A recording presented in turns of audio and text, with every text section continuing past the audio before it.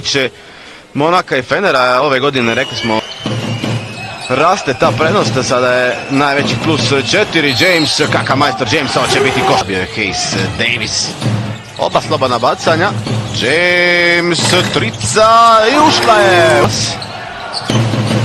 Da vidimo što će sada izmisliti Mike James, kako je lagano tamo.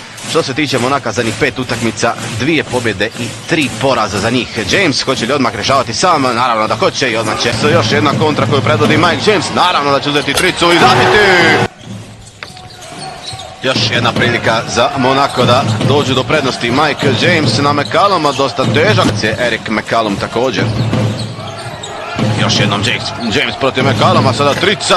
Tajsa vratio za Jamesa koji ipak neće ići na šut na 8 metara, ali je došao da... Zanimljiva taktika Jasikevičiusa. James za skok Dijana koji će dati 12 sekundi. James ide na